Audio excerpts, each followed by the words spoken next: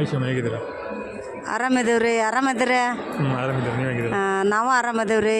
June 14 ನಾಳೆ ನಮ್ಮ cinema Shivamma ಅನ್ನೋದು ಒಂದು ಉತ್ತರ ಕರ್ನಾಟಕದ ಹೆಣ್ಮಗಳು ಒಂದು ಸಿನಿಮಾ ಮಾಡಿದ್ದೇನೆ. ನೀವು ಬಂದು ನೋಡ್ಬೋದು ಥಿಯೇಟ್ರಿಗೆ ಬಂದು. ಹಾಯ್. ಮತ್ತು ಫಸ್ಟ್ ಟೈಮ್ ಸಿನಿಮಾ ಮಾಡಿಸಿದ್ದೀರಾ? ಸಿನಿಮಾ ನೋಡಿ ಹೇಗೆ ಅನಿಸ್ತಾ ಇದೆ ನಿಮಗೆ? ಸೂಪರ್ ಅನ್ನಿಸ್ತೈತೆ ಅಪ್ಪಿ ನಮಗೆ. ನಾವು ನಾಟಕ ದೊಡ್ಡ ನೋಡಿದ್ವಿ. ಈ ಸಿನಿಮಾ ಥಿಯೇಟ್ರ್ನೊಳಗೆ ಬಂದು ನೋಡಿದ್ದು ಅಂದ್ರೆ ಶಿವಮ್ಮನ ಪಿಕ್ಚರ್ ನಾವು ನೋಡಿದ್ದು. ಆವಾಗ ಅಣ್ಣ ತಂಗಿದು ಯಜಮಾನಂದು ಇವೆಲ್ಲ ನಾವು ಟಿ ವಿ ಒಳಗೆ ನೋಡ್ತಿದ್ವಿ ಮನ್ಯಾಗ. ಈಗ ಬಂದು ಟಾಕೀಜಿನೊಳಗೆ ನೋಡಿದ್ದು ಶಿವಮ್ಮನ ಫಿಲಮು ನೋಡಿದ್ದೇವೆ.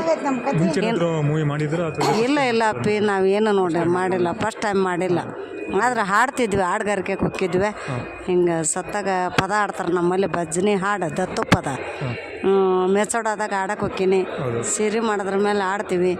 ಆದ್ರೆ ಇದು ಕಲೆ ಇದ್ದಿಲ್ಲ ನನಗೆ. ಮತ್ತು ಏನೋ ಅದೃಷ್ಟ ಇದಿಷ್ಟು ಸಡಗ್ರ ಬೆಂಗಳೂರು ಜನ, ಉತ್ತರ ಕರ್ನಾಟಕ ಜನ ಇದಿಷ್ಟು ಸಮಾರಂಭ ಸಡಗ್ರ ನನಗೆ ಸಿಗ್ಬೇಕಾದ್ರೆ ಬೆಂಗಳೂರರ ಆಶೀರ್ವಾದ, ನಮ್ಮ ಉತ್ತರ ಕರ್ನಾಟಕದಾಗ ಯಾರ್ಯಾರು ಕಲೆಗಾರ ಅದಾರ ಅವ್ರ ಆಶೀರ್ವಾದ. ಮತ್ತು ಇದು ಫಸ್ಟ್ ಟೈಮ್ ಈಗ ಸಿನಿಮಾ ನೋಡ್ತಾ ಇದ್ದೀರಾ, ಇಷ್ಟೆಲ್ಲ ಜನ ಬಂದ್ಕೊಂಡು ನಿಮ್ಮ ಹತ್ರ ಬೈಟ್ಸ್ ಈ ಥರ ಕೇಳ್ತಾ ಇದ್ದೀರಾ, ಇದನ್ನು ನೋಡಿ ನಿಮ್ಗೆ ಹೇಗೆ ಅನಿಸ್ತಾ ಇದೆ? ಖುಷಿ ಅನ್ನಿಸ್ತದೆ. ಪ್ರೇಮಕ್ಕೆ ಕೇಳ್ತಾರಲ್ಲ. ಒಂದು ಉತ್ತರ ಕರ್ನಾಟಕದ ಹೆಣ್ಮಗಳು ಕಲೆ ಇಲ್ಲ, ಈ ಥರ ಸಾಲಿ ಕಲ್ತಿಲ್ಲ, ಈ ಥರ ಆ್ಯಕ್ಟಿಂಗ್ ಮಾಡ್ಯಾಳ ಅಂಥೇಳಿ ಅವರು ನಮ್ಗೆ ಟ್ಯಾಂಕ್ಸ್ ಶಿವಮ್ಮ ಅಂತಾರೆ.